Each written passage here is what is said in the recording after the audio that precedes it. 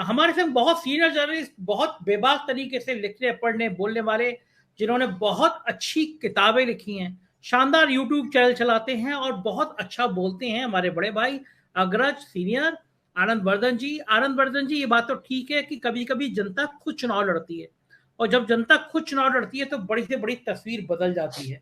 अन्ना आंदोलन में देखा था हमने, जो बेस बनाया गया 2014 में, उसकी फसल बीजेपी ने काटी। लेकिन ये जो माहौल है, क्या माहौल देश का इतना खराब हो गया था कि लोग उकता के राहुल गांधी के संग निकल पड़े, दुखी हो गए तो निकल पड़े। यार, राहुल गांधी के अंदर उनकी बड़ी हुई दाढ़ी, तिलक और कुछ चीज ऐसी थी जो अटेट करे जादू क्या है, क्यों इतनी भीड़ राहुल गांधी के पीछे चल रही है? नमस्ते संजय जी और बाकी सब लोगों को। मैं जरा एक दो चीजें, क्योंकि मैं तब से सुन रहा था और मुझे लगता है कि उसको कुछ कुछ मैं ऐड कर दूं, क्योंकि सबने पूरी बात कह दी है, मेरे पास कुछ नया कहने को नहीं है, लेकिन फिर भी मैं ऐड कर दूं। एक ये देखिए, ये बीजेपी कुछ नैरेटिव और कुछ एजेंडा बनाती है। बीजेपी कहती है कि संगठन कहां है, संगठन कहां है। तो संगठन के बारे में अगर बात करें तो इस देश में सबसे बड़ा संगठन कोका कोला और पेप्सी कोला का है। कोका कोला और पेप्सी कोला से बड़ा कोई संगठन आपको दिखता है? वो तो हर गांव तक पहुंचे हुए हैं। इस प्रदेश में सबसे बड़ा संगठन सहारा का है। हर गांव के क्या, हर हर ग्राम पंचायत तक वो जाके कुछ डेली कलेक्शन करते हैं। तो क्या संगठन से और पार्टी चलती हैं? पार्टियां संगठन से नहीं चलती हैं। ये जो पन्ना प्रमुख और फलाना प्रमुख और ढमाका प्रमुख है, इससे नहीं चलती। मैं ये बात इसलिए कह रहा हूं कि पार्टी चलती है, आपके पास कोई कोई वो हो कि चुनावी मुद्दा हो, आपके पास कुछ कहने के लिए हो, आप कुछ ठीक काम कर रहे हो, उस पर पार्टी चलती है। ये बात मैं इसलिए पूरी पूरी जिम्मेदारी के साथ कह रहा हूं कि ये सब बीजेपी का कहीं ना कहीं गढ़ा हुआ नैरेटिव है, जिसमें वो फंसाते हैं कि अच्छा इसका होगा तो क्या होगा, इसका होगा तो क्या होगा। फिर वो कहते हैं विपक्षी एकता। विपक्षी एकता का एक नमूना मैं छोटा सा दिखा दूं। राहुल गांधी का अभी तक, भाई उत्तर प्रदेश में शुरू में तो अखिलेश यादव जी ने उसमें बहुत कोल्ड रिस्पांस दिया था, बाद में शायद लोगों के दबाव में उन्होंने फिर उसको ठीक रिस्पांस देना पड़ा। आप एक चीज बताइए, कल अखिलेश यादव जी का एक नया रूप आपने देखा कि नहीं देखा? आपने पिछले, जब से उनकी सरकार गई है 17 में, आपने ये रूप देखा था कि जाके डीजीपी ऑफिस में बैठ के धरना प्रदर्शन कर रहे हैं? ये छूत का रोग होता है, ये ध्यान लीजिए, ये छुतहा रोग है।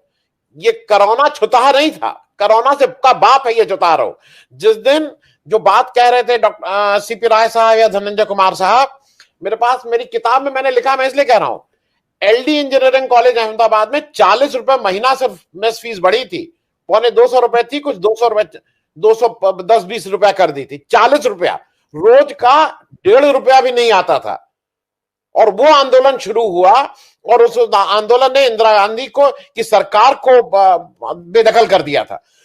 कहना सिर्फ मैं ये चाह रहा हूं कि ये बात ये है कि आप किस बात को, कहां किस चीज को आप छू रहे हैं, और वो आप प्लान नहीं कर सकते हैं।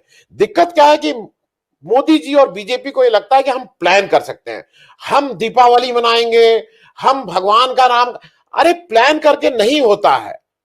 जैसे मोहब्बत प्लान करके नहीं होती है, उसी तरह से ये सारी चीजें प्लान करके नहीं होती हैं। आपको उस आदमी के साथ आप किस समय कौन सा तार मिल जाए वो नहीं है। राहुल गांधी को मैं ये मान रहा हूं कि जब राहुल गांधी ने एक शुरू की थी तो वो टेंटेटिव थे। राहुल गांधी पहले गियर में चल रहे थे, अगर आपको याद हो, केरल और तमिलनाडु में। राहुल गांधी गियर बदलते बदलते आज राहुल गांधी क्रूज कर रहे हैं। मैंने अभी हाल के दिनों में मैंने 5 गियर तक की गाड़ी चलाई थी। एक टाटा की गाड़ी है जिसमें छठा गियर है, मैंने पहली बार चलाया। Now is cruising. अब ना उनको धक्के की जरूरत है ना उसको, और मिनिमम फ्यूल लग रहा है, शायद एक्सीलेटर पे पैर भी नहीं रख रहे होंगे, वो गाड़ी अपने आप भाग रही है। तो और वो उन्होंने कोई ये करके कि मैं ऐसा गियर चेंज करूंगा, ऐसा चेंज करूंगा, वो अपने आप होता गया है। तो मुझे ऐसा लगता है कि ये शायद जो पिछले 8-9 साल में जो काम किया है बीजेपी ने, ये उसका प्रतिफल है, वो रिएक्शन है ये उसका। क्योंकि मैं भी गुस्सा हूं। मैं आपके सामने, आप भी जानते हैं, जब हम लोग रात में ऑफिस बंद करते हैं तो पता नहीं रहता है दूसरे दिन खुलेगा कि नहीं खुलेगा। लेकिन जब से राहुल गांधी की यात्रा शुरू हुई है, आप में भी एक दूसरी एनर्जी है, आपको भी लगता है कि क्या है। क्योंकि मैं कुछ चीजें इसलिए स्पष्ट करूं कि भाई बहुत से लोग इस यात्रा में जोड़ रहे हैं, वो कोई कांग्रेस के वोटर नहीं है। आप कह रहे थे ना कि ये भीड़ जो है ये वोट हो सकता है ना दे, लेकिन वो उस माहौल की तरफ इशारा कर रही है। दीपिका पादुकोण अगर जेएनयू में आके खड़ी हो जाती है तो क्या दीपिका पादुकोण वहां कोई स्टूडेंट यूनियन का अगला इलेक्शन लड़ने लगेंगी? वो सांकेतिक होता है। वो अगर वहां आके खड़ी होती हैं और एक शब्द नहीं बोलती हैं तो इस देश के माहौल में वो अपनी अभिव्यक्ति बिना कोई शब्द बोले करती हैं। कमाल हसन साहब अगर आके राहुल गांधी के साथ नॉर्थ में कहीं बैठते हैं तो उत्तर प्रदेश के कौन से इलाके से, इटावा से इलेक्शन लड़ेंगे कि गोरखपुर से जाके इलेक्शन लड़ेंगे? उनको कौन से कांग्रेस के पार्टी से वोट मिलेगा? लेकिन अगर वो वहां खड़े होते हैं और अगर वो बात करते हैं तो उसका एक प्रभाव पड़ता है। हमको और आपको भी लगता है कि भाई हम कुछ नहीं किया अभी तक। मैं ईमानदारी से बताऊं, मुझे लग रहा है कि जाना तो चाहिए था 2 दिन, तो मतलब कोई साथ चलने का नहीं, पीछे ही चलते। मैं अपनी बात ईमानदारी से कह रहा हूं, मुझे इससे कोई लेना देना नहीं। इमरजेंसी में मैं बहुत से काम करता था, ये इस सेटिस्फैक्शन के साथ चलो ये कर दिया, ये मेरा सहयोग है। उसी तरह से इस बात को कहीं ना कहीं उन्होंने छुआ। वो अच्छा हुआ क्या है कि जब आप केवल बेईमानी, केवल गाली गलौज, केवल गंदी बातें करेंगे तो आपका मन भी वैसा ही हो जाएगा। ये अंट शंड बिना जाने बोले सबको गाली देते हैं। जनरल दीपक कपूर कल इनके पास आया और उनके साथ बहुत से आर्मी वाले और थे, जनरल हुदा आते, ये सब लोग they are exceptionally decorated officers. General Deepak Kapoor को मैं इसलिए जानता हूं क्योंकि मेरे भाई की पलटन के ये आर्टिलरी अफसर थे। फौज में जनरल के पद पे जनरली इन्फेंट्री अफसर पहुंचता है। मतलब जो देश के अभी तक 20-22 जनरल हुए उसमें से 18-19-20 जनरल इन्फेंट्री के होंगे। आर्टिलरी अफसर, तोपखाने का अफसर जनरली नहीं पहुंचता है। अगर जनरल दीपक कपूर वहां पहुंचे हैं तो एक्सेप्शनल अफसर है और उसको गाली दे रहे हो, उसको ट्रोल आ गया, उसको गाली। मतलब तुम्हें गाली के सिवा कुछ और आता ही नहीं है ना। मुश्किल क्या है कि गाली के सिवा आपको आता नहीं है। तो वहां पे राहुल गांधी का मुझे जो लगता है ना कि वो कहते हैं कि नफरत की बाजार में प्रेम की, उनका काम आसान है। काम तो मुश्किल तब होता जब वो एक संभ्रांत जगह जाके ये सब बातें बेचने की कोशिश करते। उनको तो कुछ करना ही नहीं है। उनको इन लोगों के पास जो अजीब तरह का व्यवहार करते हैं, जिनके जो मापदंड है वो दूसरे हैं, वहां जाके कुछ नहीं करना है। मैं इसलिए कह रहा हूं कि, और एक चीज और जान लीजिए, ये भी मैं जानते हैं सीपी राय साहब बैठे हैं, और मैं इसलिए कह रहा हूं कि ये आंदोलन से निकले हुए लोग हैं। कांग्रेस आंदोलन से ने आजादी से पहले किया था, ये जरूरी था कांग्रेस के लिए। अगर कांग्रेस ये नहीं करती तो कांग्रेस धीरे धीरे जो वो हो रही थी कम होती जाती, कांग्रेस खत्म कभी नहीं होगी। लेकिन कांग्रेस के लिए यह संजीवनी जरूरी थी कि अगर उसको विपक्ष की पार्टी बनना है, अगर उसको प्रश्न पूछने हैं, क्योंकि देखिए सबसे अच्छी भाजपा विपक्ष में रहती है। वो हिमाचल प्रदेश में क्वेश्चन करना शुरू कर दिया, भाई 15 दिन हो गए आपने ये नहीं किया, अरे भाई 15 दिन हो गए, वो विपक्ष के क्वेश्चन चालू हो गए। तो हर एक का रोल डिफाइंड है।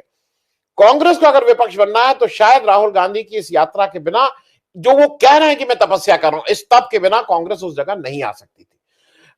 क्योंकि कुछ चीजें बहुत साफ हैं। मैं मीनू जी की एक बात से, मीनू जी माफी के साथ सहमत नहीं हूं। ये शारीरिक क्षमता नहीं है, ये शारीरिक क्षमता नहीं है। ये बिना आध्यात्मिक और मेंटल स्ट्रेंथ के आदमी नहीं कर सकता है।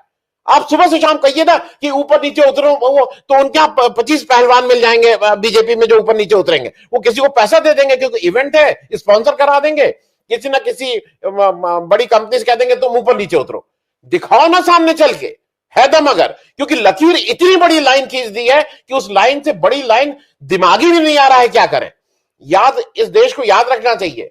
एक यात्रा इस बीजेपी नाम भी नहीं ले रही है, बिल्कुल सन्नाटा खींच गई, सांस खींच के जैसे यात्रा हुई नहीं थी। आप लोगों को फिर याद दिला दो, 1991 में एकता यात्रा निकाली गई थी, कन्याकुमारी से श्रीनगर, लाल चौक पे झंडा लगाने की बात थी। और कैसे गई थी यात्रा? हेलीकॉप्टर, हवाई जहाज, और अंतिम जो पड़ाव था वो बस में जमीन पे लेट के ये जितने क्रांतिकारी, और वो याद है डॉक्टर साहब, आप बोलिएगा जरा, इसमें बता दीजिएगा आप भी, जमीन पे लेट के गए थे ये क्रांतिकारी, ये बहादुर लोग, जो देखते ही जिनको लोग भाग जाते थे। 56 इंच के सीने वाले लेट के जमीन पे गए थे, ये थे। तो मैं सिर्फ इसलिए कह रहा हूं वो एकता यात्रा को भी याद दिलाना है। राहुल गांधी को कुछ करना ही नहीं है। राहुल गांधी को कुछ नहीं कर, मुझे तो ये लग रहा है कि ये इतना इन्होंने गंदा माहौल कर दिया है कि आपका नॉर्मल बिहेवियर भी बहुत अच्छा माना जा रहा है। जब आप मुझसे कहते हैं ना कि आप बड़ा अच्छा बोलते, मैं अच्छा नहीं बोलता हूं, मैं नॉर्मल बोल रहा हूं, मैं विद्वान हुई नहीं। मैं तो एक आम आदमी की भाषा बोल रहा हूं, आप लोग बड़ा अच्छा, क्योंकि इतना गंदा माहौल है, इतना गंदे लोग हैं कि इनसे आप बात क्या करेंगे। एक धनंजय जी ने एक बात और कही थी, गाली वाली बात। ये गाली तो हमारे यहां उत्सव है। शादी में अगर गाली ना गाई जाए तो वो शादी पूरी नहीं होती है भाई। ये क्या गाली हमें बताएंगे। गाली की पीएचडी और यूनिवर्सिटी है हम लोग। इनके जैसे 50 वाइस चांसलर को हम लोग यहां से अपने दस्तखत करके निकाल दे, उस गाली के क्षेत्र से आता हूं। क्या सर्विस ले रहा हूं कि ये इनको लगता है गाली। अच्छा, ये इतने कमजोर लोग हैं, इनसे ये आपको गाली देते रहे, ये आपकी मां को भी गाली दें, ये आपकी उसको भी गाली दें, जर्सी गाय और क्या क्या बोले, आप इनको बोले तो नहीं नहीं नहीं मुझे तो 3-4 किलो गाली पड़ती है। अरे आप उसको 3-4 टन गाली दे रहे हैं और इसको आप गाली कह रहे हैं। आप उसको आदमी को तुरंत बंद करने की बात कर रहे हैं। कल जो अखिलेश यादव का मामला हुआ है, उस लड़के ने क्या किया था, आपके सेल की जो लड़की जो पदाधिकारी हैं वो आपकी पत्नी को भी गाली दें। डिंपल यादव के बारे में क्या क्या लिखते हैं इन लोग, और उसके बाद आज आपको जब हो गया तो आप इधर उधर भाग रहे हैं। कहना सिर्फ ये है कि ये जो जिसको कहते हैं ना, और एक काम अच्छा किया राहुल गांधी ने। Rahul Gandhi is not paying them in their coin. उनकी भाषा में नहीं बात कर रहे हैं। राहुल गांधी जो इस देश की भाषा थी, जो हम और आप जिसको समझते थे, हम और आप जो जानते थे, उसमें बात कर रहे हैं, और इसीलिए शायद वो ज्यादा उस बात को छू रहे हैं।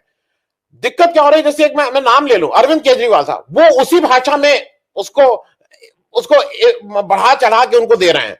उन्होंने 10 रुपए का नोट दिया था, 100 रुपए के नोट में वापस कर रहे हैं। वो उतना नहीं चलेगा जितना आप अगर एक शब्द सुसंस्कृत उस समाज की बात करेंगे। मैं धनंजय जी कह रहे, मैं हिंदू हूं और मुझे गर्व है, लेकिन मेरा जो हिंदू है उसमें जैन को भी मैं हिंदू मानता हूं, मैं सिख को भी हिंदू मानता हूं, मैं मेरे मंदिर में वो मुसलमान आके उस मूर्ति को बनाता है वो भी मानता हूं, और मैं हरदम कहता हूं कि मेरा जो हाथ का जो रक्षा है वो किसी मुसलमान ने बनाया है। मेरा हिंदू, इनका हिंदू तो मालूम नहीं राम को कैसा बना दिया है। आपको राम को तो हम लोगों का यह है कि राम की, हम लोगों के घर में जब कोई दिक्कत होती है, जब कोई मृत्यु को होता है तो ये कहता है भाई राम नाम, भगवान का नाम लो, शांति आएगी। मंत्र, इनके राम तो मतलब मालूम नहीं किसको मारपीट दे। इनके हनुमान एंग्री हनुमान है। आपको हिंदू होने के नाते मुझे आपत्ति है, अगर मुझे कोर्ट कचहरी कर नहीं सकता हूं, नहीं तो ये मेरे हनुमान को इन्होंने क्या कर दिया है, तमाशा बना दिया है मेरे हनुमान का। तो कहना यह है कि इनका हिंदुत्व, इनका वो केवल और केवल ये चुनाव कैसे जीते, हम कैसे करें, उसके बाद इनको लगता है कि बहुत अच्छा काम कर रहे हैं। दिक्कत यह है, और ये डरे हुए इसलिए हैं कि किसी ना किसी दिन, मैं आज फिर कह रहा हूं, ये देश जस्टिस लोया, ये देश हरेन पांड्या और ये देश सोहराबुद्दीन का हिसाब मांगेगा जरूर। वो दिन 2 दिन बाद आता है, 2 साल बाद आता है, 20 साल बाद आता है, 200 साल बाद आता है, जवाब तो किसी को देना ही पड़ेगा। बिल्कुल सही कह रहे हैं आनंद जी। मीनू जी ने लिखा है लाजमी है हम भी देखेंगे, वो लाइन तो बिल्कुल सही है। रात को 8 बजे लुटियंस अड्डा में हम लोग बात करेंगे। सुप्रीम कोर्ट ने एक SC/ST एक्ट के लेकर फैसला दिया है, उसके क्या प्रभाव होंगे, रात को 8 बजे जरूर देखिएगा। डॉक्टर अनिल जी, मीनू जी, धनंजय जी, आनंद जी, CP राय सर, बहुत बहुत शुक्रिया। आनंद जी आए, आपकी बातों ने मजा कर दिया, मन नहीं कर रहा था बात खत्म करने का। किसी दिन अकेले आपसे बात करेंगे, बहुत जोरदार बोलते हैं सच में आप, बिल्कुल मंत्र मुग्ध होकर आपको सुनने का मन करता है। शुक्रिया, बहुत बहुत शुक्रिया, आपने अपना समय दिया। ये देख रहे थे आप 4PM की परिचर्चा, और हम बात कर रहे थे कि आखिर राहुल के लिए इतनी दीवानगी क्यों बढ़ रही है, क्या जादू है राहुल गांधी में। मुझको यकीन है आपको ये परिचर्चा पसंद आई होगी। उत्तर प्रदेश की खबरें देखना हो तो 4PM UP, बिहार की देखना हो 4PM बिहार, गुजरात की देखना हो 4PM गुजरात, और यूपी की देखना हो तो 4PM UP। चारों चैनल आपको अपने सब्सक्राइब करिएगा, साथ दीजिएगा। शुक्रिया, थैंक यू।